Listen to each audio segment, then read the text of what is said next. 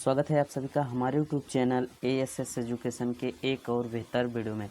जैसा कि फ्रेंड्स आप सभी देख रहे होंगे कि कक्षा 10 विज्ञान के 3 महत्वपूर्ण ऐसे क्वेश्चन हम बताने वाले हैं जो कि आपके बोर्ड पेपर में हर बार आते हैं। बोर्ड पेपर में आपके हर बार आते हैं, तो आप इन तीनों क्वेश्चनों को तैयार कर लेंगे तो आपके 15 नंबर तो पक्के हैं, ज़रूर आ जाएंगे। ठीक, तो वीडियो इन तक जरूर देखिएगा और चैनल पर नया आए हो तो प्लीज़ चैनल को भी सब्सक्राइब कर लीजिएगा, क्योंकि हम 5-5 नंबर के आपके हर बार बोर्ड पेपर में आते हैं और आपको एक भी क्वेश्चन यदि आ जाता है तो आप 5 नंबर आराम से कर सकते हैं, और यदि तीनों क्वेश्चन एक साथ आ जाता है तो 15 नंबर आपके फिक्स हो जाएंगे। ठीक, चलिए बात करते हैं। हम सबसे पहला क्वेश्चन है कि वायु में प्रकाश की चाल 3×10⁸ मीटर प्रति सेकंड है, जबकि एक प्रकाश में इसकी चाल 15×10⁸ मीटर प्रति सेकंड हो जाती है। तो पदार्थ का अपवर्तनांक ज्ञात कीजिए। पदार्थ का क्या ज्ञात करना है? अपवर्तनांक ज्ञात करना है। तो चलिए इसका हल हम कैसे करेंगे, तो आप चलिए देखिए बात करें तो यहाँ आपका जो सूत्र होता है y के सापेक्ष पदार्थ का अपवर्तनांक y के सापेक्ष पदार्थ का अपवर्तनांक जो हो जाएगा, क्या हो जाएगा?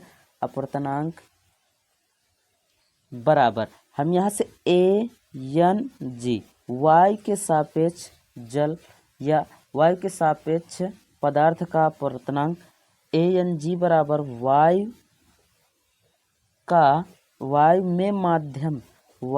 में प्रकाश की चाल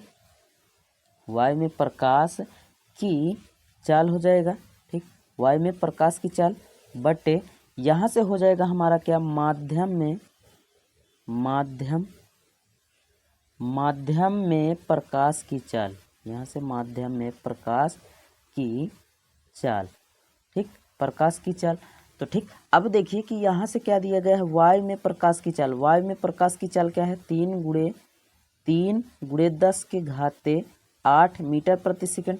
अब माध्यम में प्रकाश की जो चाल दी गई है, माध्यम में प्रकाश की चाल, जबकि पदार्थ में इसकी चाल 15×8 दी गई है। तो यहाँ माध्यम हो 15 नहीं है, यहाँ है 1 दशमलव है, तो यहाँ 1.5×10⁸ है। ठीक, तो अब यहाँ से घात क्या हो जाएगा? कट जाएगा, तो यहाँ से 3 बचा है ऊपर और 1.5 यहाँ बचा है, तो यहाँ 10 से ऊपर गुणा कर दीजिए, 10 से नीचे भाग कर दीजिए। तो यहाँ से इसे काट देंगे तो 10 तियाई, मतलब कि अब इसे गुणा कर दीजिए, 10 तियाई 30। अब इसको गुणा करेंगे तो यहाँ से 15 दूना कितना हो जाएगा हमारा? 2। ठीक, तो यहाँ पूछ क्या रहा था कि पदार्थ का अपवर्तनांक ज्ञात कीजिए, तो पदार्थ का अपवर्तनांक कितना आ गया? 2। ठीक, यही हमारा आंसर आ गया। बस इतना ही करना है आपको। 5 नंबर आपके फिक्स हैं कि 5 नंबर आपके जरूर मिल जाएंगे। और नेक्स्ट क्वेश्चन की बात करें हम, चलिए नेक्स्ट क्वेश्चन की बात करें तो नेक्स्ट क्वेश्चन आपका है y में प्रकाश की चाल 3×10⁸ मीटर प्रति सेकंड है। 3/2 अपवर्तनांक वाले कांच में प्रकाश की चाल होगी। तो प्रकाश की चाल यहाँ पूछ रहा है, तो इसका हम हल कैसे करेंगे? तो देखिए हल है आपका कि y के सापेक्ष कांच का अपवर्तनांक। हम यहाँ से लिखेंगे कि y के सापेक्ष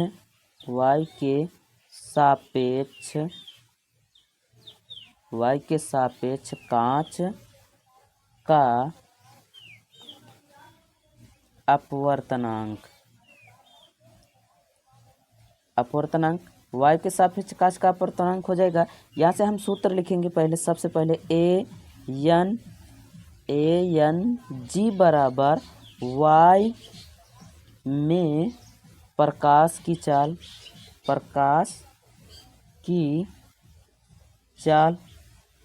बटे हमारा क्या हो जाएगा? y में प्रकाश की चाल बटे हमारा हो जाएगा कांच में, कांच का पूछ रहा है तो कांच में प्रकाश की चाल क्या हो जाएगा? यहाँ से प्रकाश की चाल।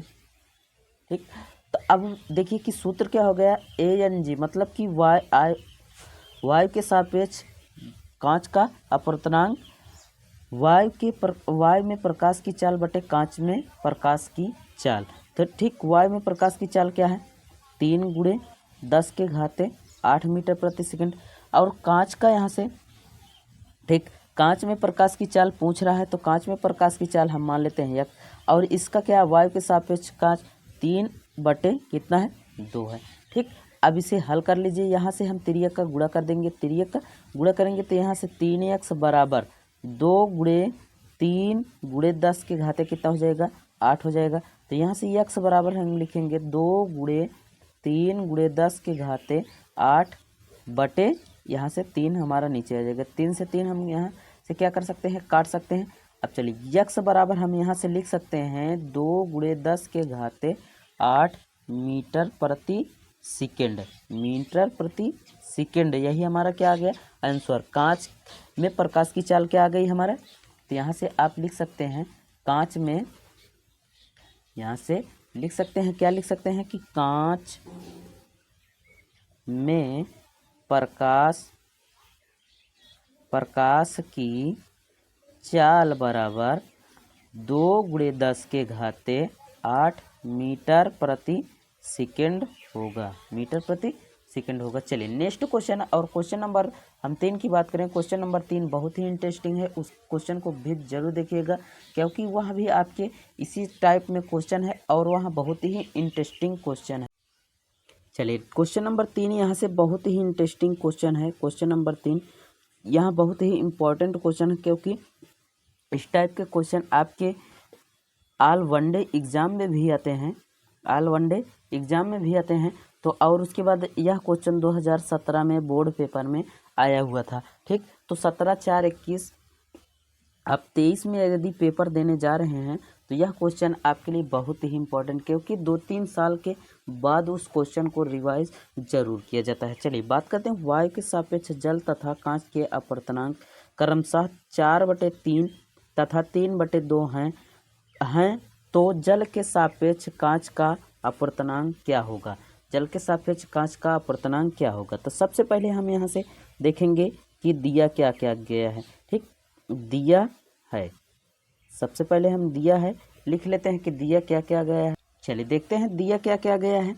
तो दिया गया है कि वायु के सापेक्ष जल तथा कांच, जल, पहले जल हम निकाल लेते हैं, जल का अपवर्तनांक दिया गया है। तो यहाँ से निकालेंगे वायु के सापेक्ष जल का अपवर्तनांक, जल का अपवर्तनांक मतलब कि ANW, मतलब कि वायु के सापेक्ष या वाटर का अपवर्तनांक कितना दिया गया है, 4/3। ठीक, 4/3। अब दूसरा हमारा क्या दिया गया है कि कांच के सापेक्ष तथा कांच के अपवर्तनांक क्रमशः। ठीक, तो कांच के अपवर्तनांक, यहाँ से कांच का अपवर्तनांक हम निकालेंगे कि वायु के सापेक्ष कांच का अपवर्तनांक। ठीक, अपवर्तनांक यहाँ से निकालेंगे तो ANG का मान कितना दिया गया है, 3/2। अब इन दोनों के अपवर्तनांक के लिए हमें क्या कर रहा है, जल के सापेक्ष कांच का अपवर्तनांक ज्ञात कीजिए। जल के सापेक्ष कह रहा है ना, तो यहाँ से हम चूंकि जल के सापेक्ष निकालेंगे, जल के सापेक्ष कांच का अपवर्तनांक निकाल लीजिए भाई, अपवर्तनांक यहाँ से निकालेंगे अपवर्तनांक। तो यहाँ से हम लिख सकते हैं इसको WNG, वाटर, जल के सापेक्ष अपवर्तनांक निकाले हैं तो यहाँ से इसको लिखेंगे ANG/ANW। वायु के सापेक्ष ग्लास का, जी मतलब ग्लास होता है, ग्लास का अपवर्तनांक, और वायु के सापेक्ष वाटर का अपवर्तनांक। और आगे बात करें तो चलिए इनके रेशियो हम लिख देते हैं यहाँ से। तो पहला आपका ANG है, ANG का मान दिया गया है 3/2, और उसके बाद यहाँ से बटे में है तो इसको भाग में बदल देंगे, यहाँ भाग लगाएंगे तो इसका क्या हो जाएगा ANW का मान कितना दिया गया है, 4/3।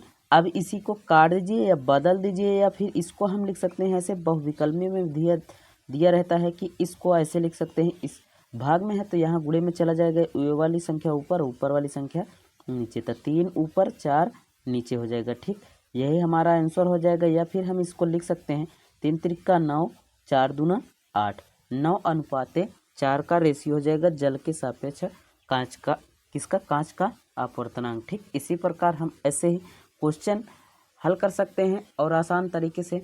और वीडियो पसंद आई होगी तो आप अपने दोस्तों यारों तक जरूर शेयर कीजिएगा, और चैनल पर नए आए हो तो प्लीज़ चैनल को भी सब्सक्राइब करें। Thank you, take care, goodbye. मिलते हैं आपको नेक्स्ट वीडियो में, तब तक के लिए धन्यवाद।